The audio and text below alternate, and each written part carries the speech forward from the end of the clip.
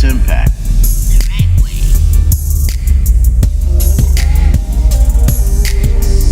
That's impact.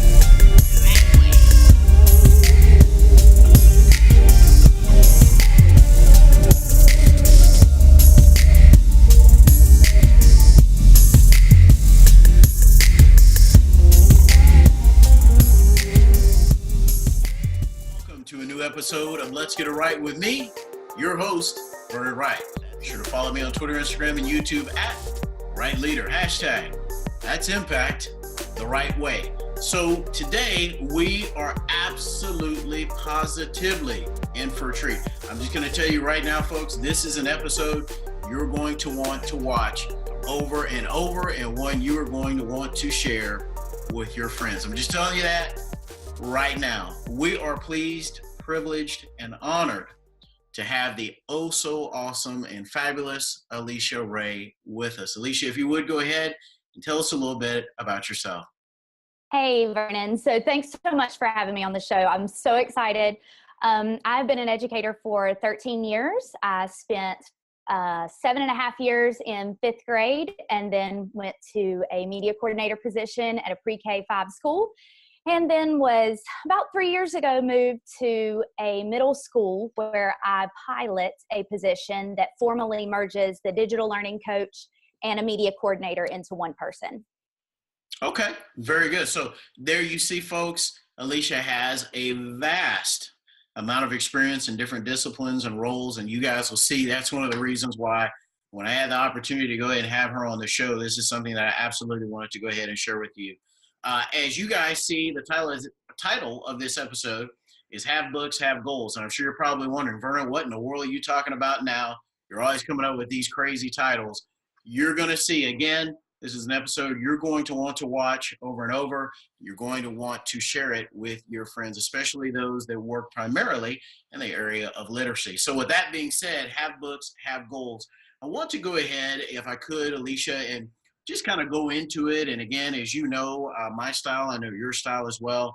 We're just going to kind of have this casual conversation and just ask you about a few different things. So have books, have goals. How did all of this start? When did it start? Give me a little bit of background about that. So I noticed last year that when I checked our circulation data was very low. We have about 400 kids, 6th through 8th grade.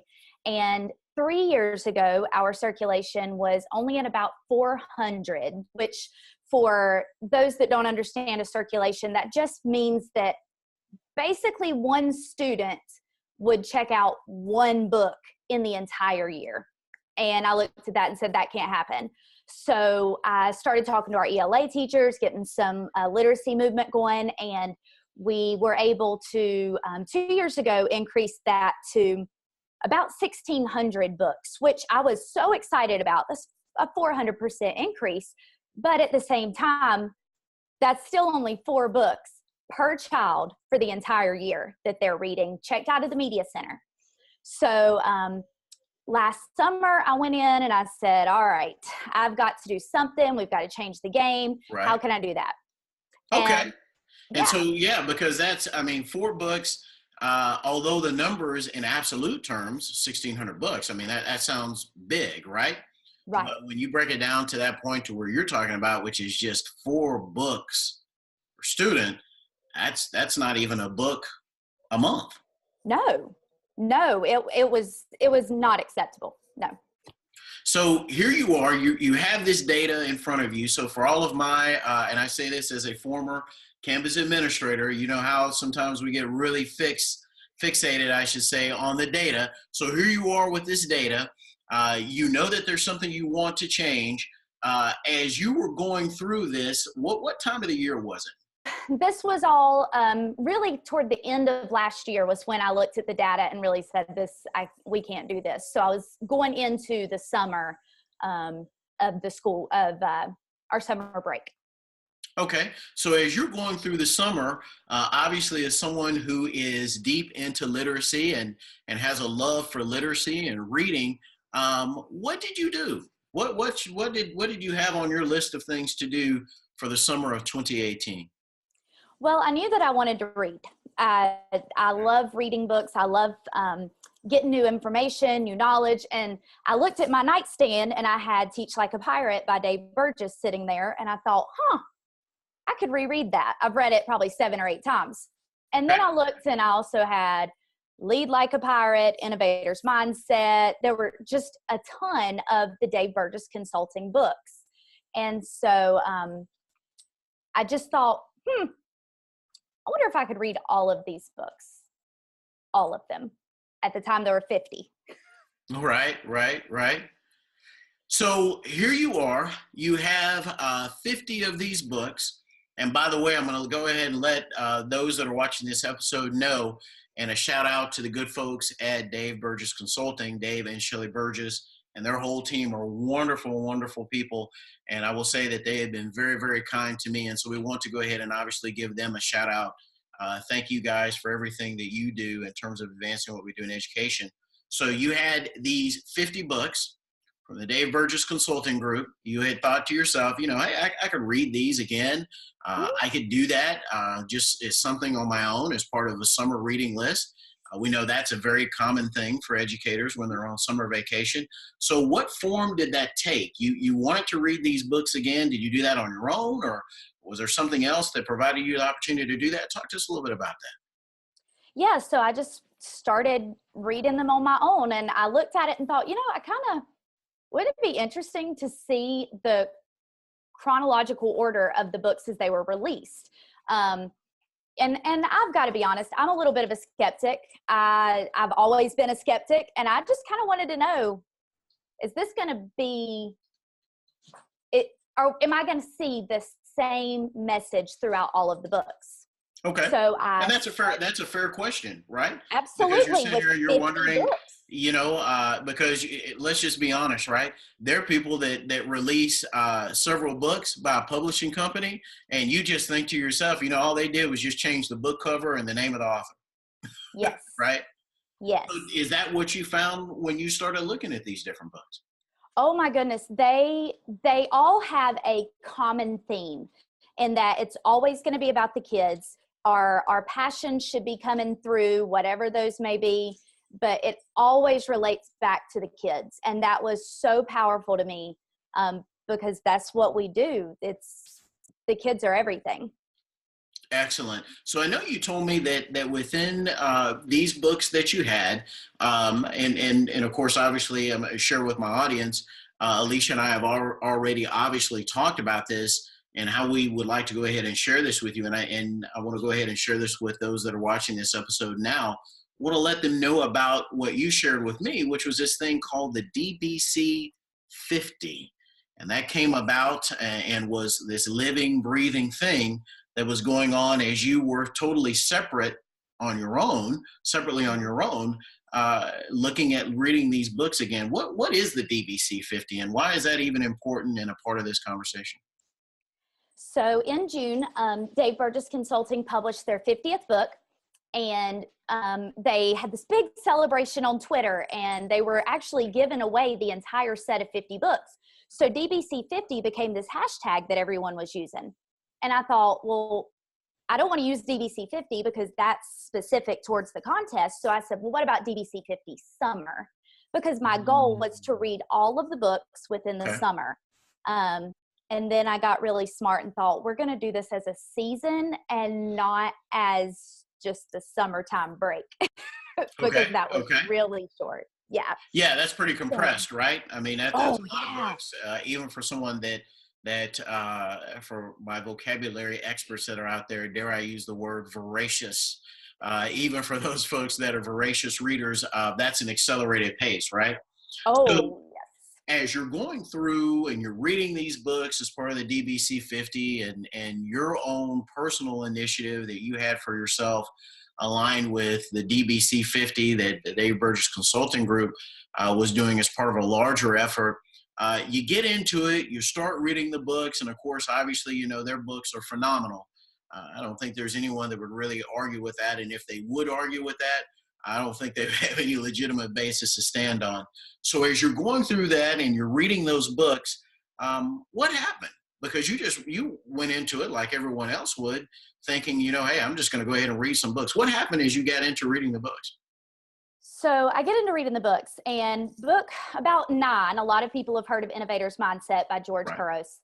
And so I get to book 9, and it was Buzzword City, and I start reading the introduction, the foreword, and Okay. Dave Burgess wrote the foreword, and Dave said within the foreword, implementation or inspiration without implementation is a waste. Wow, And that's deep.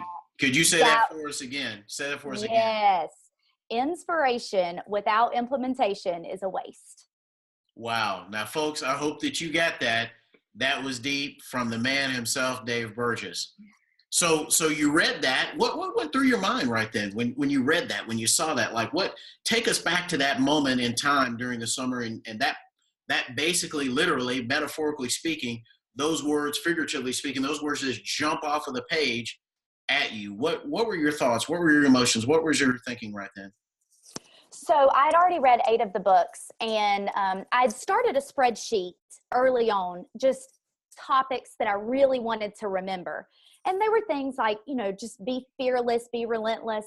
Okay. But then I thought, how can I actionably implement these? What can I do in the 2018-19 school year that comes from the books that I've read? Okay. So actionable items. You knew that you needed to go ahead and do some actionable items, and I know that you shared with me off camera that you're a to-do list person. I will go ahead and say that for those that spend time with me, a lot of time with me in professional and personal circles, I am a post-it person in all types of sizes, and I have those physically, but I also have those electronically as well. But you were telling me you do the same with your own Absolutely. to-do list. Yes, there is something special about creating a to-do list and checking that cute little box beside it that says, yes, I did that. I love even changing a calendar page. Switching the new year, this is like the pinnacle of wonderful. I mean, I get a fresh start, a new day. I've completed something, and now I get to move on to the next thing. Very goal driven. So you have these things, you have this list of items, you're looking at these different things. You have obviously the data that we had talked about before that had indicated to you that there was something you needed to change. Talk to us about one or two things. Of course, obviously, unfortunately, we don't have time to talk about the whole list, which I wish that we did, but we don't.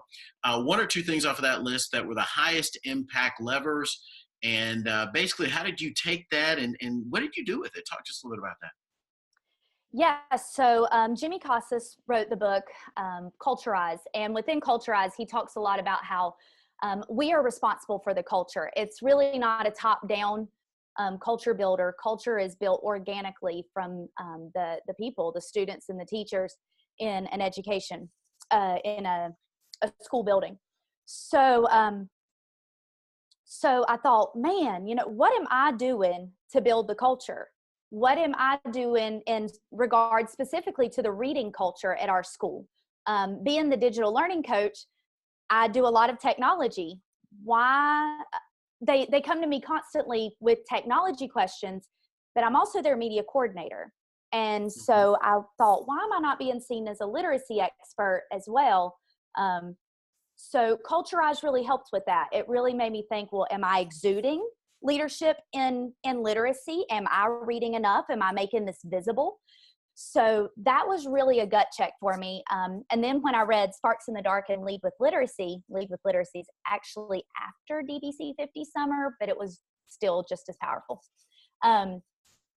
It gave me some specific implementation that I could do in my school. For example, we created a bulletin board where the students picked which teacher they thought matched which book cover as their favorite book. Wow. Okay. That's powerful. Very That was student good. centered as well. Yes, absolutely. And then the other one that really hit home was um, taking this idea of what I had done, the DBC 50 Summer, where I'd set a goal for myself. Why am I not having my students set goals for reading? So we went with that. So obviously, those that are watching this episode, as I mentioned before, you see that the title of this episode is Have Books, Have Goals. And so talk to us, how did you transition And again, I wish that we had a lot of time, but obviously, unfortunately, we're pressed for time here. Talk to us a little bit about briefly, how did you transition from taking something that was really primarily designed to be about increasing reading amongst the student body, and how did that really morph itself and really develop into goal setting? Well, when I looked at what has been historically done, we do a lot of reading for points, reading for rewards, reading for incentives. And I noticed that wasn't working. I noticed that it didn't matter if they had a report due at the end or if they had a quiz, you know, they just weren't enjoying reading. And so I decided that we would start just setting goals.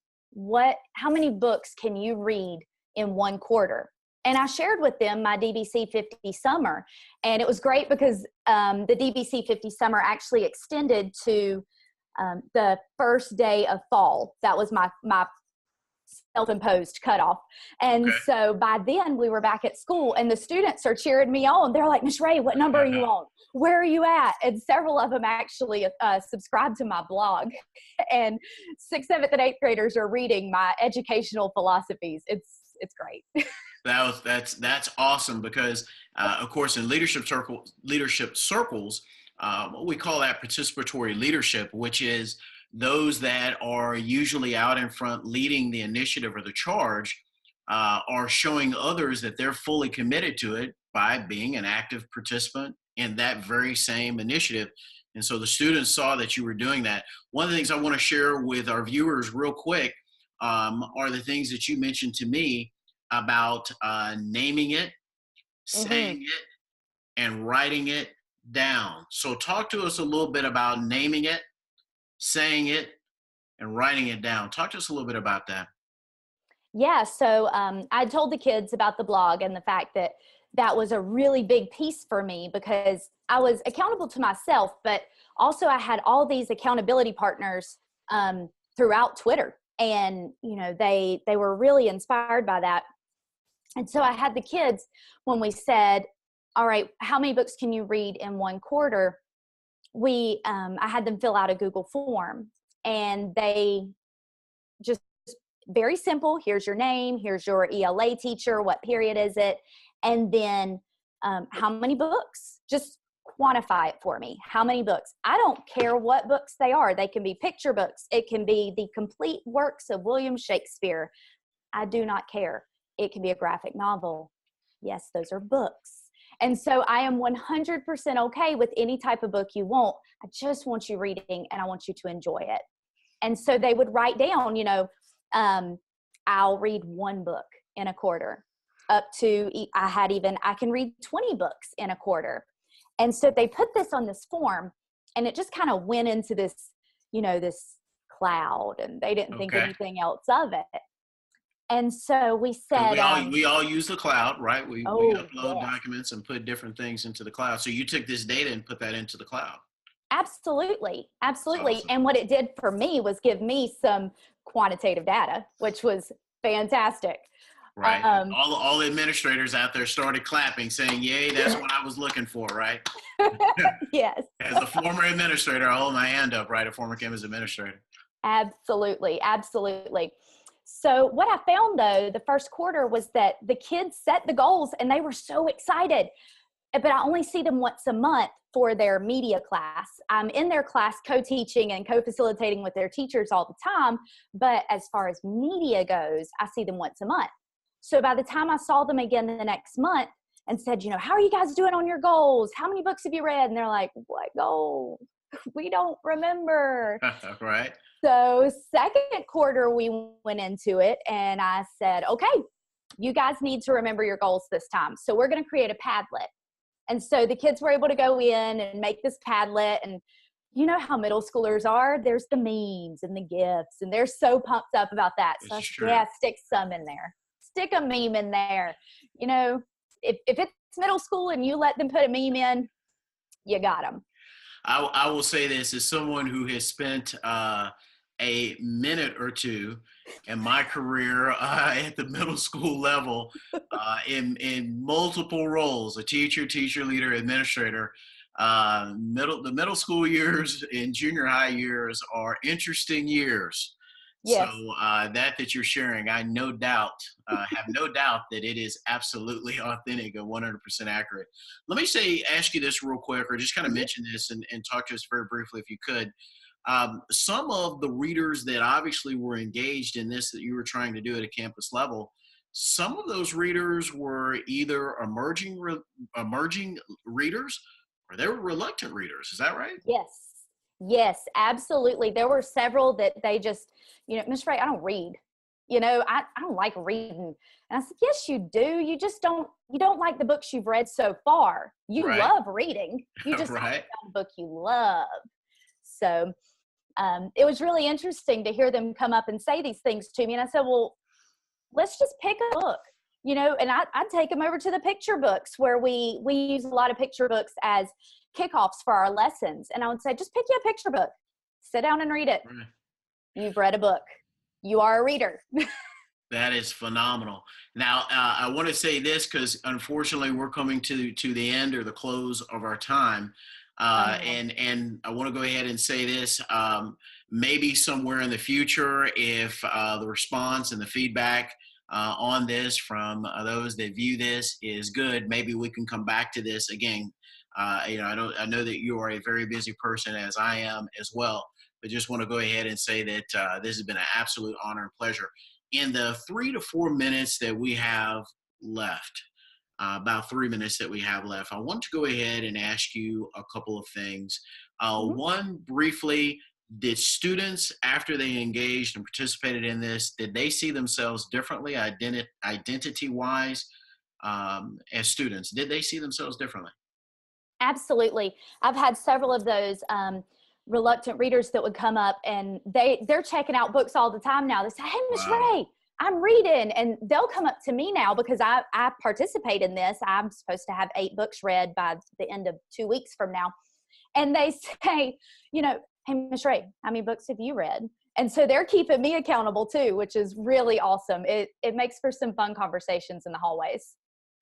Okay, so that is phenomenal. That's absolutely phenomenal. So I just want to say to those that are watching this episode, you have seen us really talk through this process, albeit condensed, really from beginning to end, from the perspective of personal introspection, doing something to improve yourself as a professional, and then that really morphing and growing into something that not only affected yourself positively, but affected a whole campus culture. So, with that being said, I want to ask you one last question in the couple of minutes that we have left, and that is really this. If you, right now in January 20 of 19, could write a letter to yourself in May of 2018, in terms of advice and giving yourself advice, what would be on that letter? What would you say to yourself? Whew, that's a big question. I feel like after this experience, I'm not even the same person. Um, you know, I I would have to say trust your gut. You know, Wow. really, really take the time to stop and listen to that inner voice within you. If I hadn't done that, if I just played off this DBC 50 summer when this insane idea to read all 50 books at one time came, I can't imagine what our culture would look like now. I wouldn't even know what to do or where to go with it. So I would have to say trust your gut. So, you had to listen to your intuition, you had to listen to self. Yes, absolutely. Go somewhere quiet. That voice is not going to scream at you. You've got to go somewhere quiet and get really introspective and listen within yourself. That may be, for some people that's prayer, for some people that's meditation. Um, for me, it was just sit there and just be quiet and listen. And that voice gets louder as you practice that, but that I'd really say, trust your gut. Go with your instincts. What are they telling you to do? So you just basically had to get quiet, get to a place Mhm. where you could be quiet and you could reflect. Yeah, Wow. yeah, and as teachers, that's hard to do. Absolutely, it is, right? We have to advocate for that. And I want to go ahead and mention there is another book by at sign, the Zen teacher. sanctuaries, and Yes. that talks about self-care, and obviously meditation and reflecting and having that time is a part of that. If you guys have not checked out that book, Sanctuaries by Dave Burgess Consulting, please go ahead and check that out. So there you have it. Really a phenomenal story. And like I said, if the response to this video is good, we may come back and review it and talk about it again. Anything in the end that for this episode, at least, and hopefully we'll have an opportunity to come back together again in the future. Anything that you will want to go ahead and leave viewers with? So I would say dream big. Set big goals for yourself. So don't dream like small, dream big.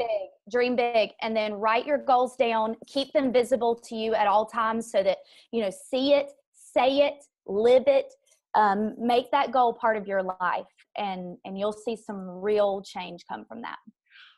Guys, did you get that? See it, say it, write it down, live it out. Now, I don't know how much more plain to go ahead and make it for you. You got those golden nuggets and those absolutely awesome pieces of advice, actionable items, and points of focus from the awesome, fabulous Alicia Ray.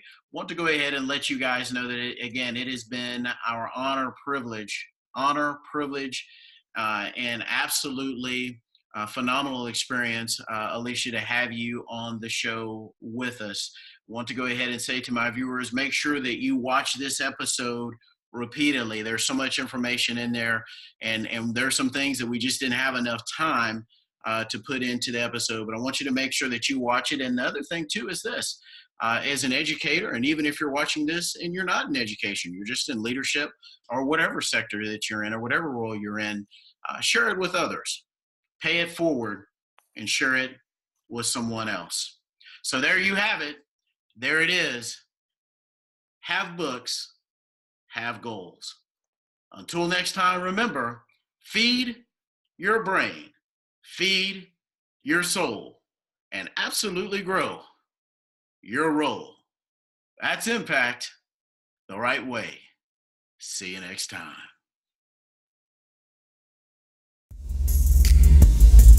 That's impact.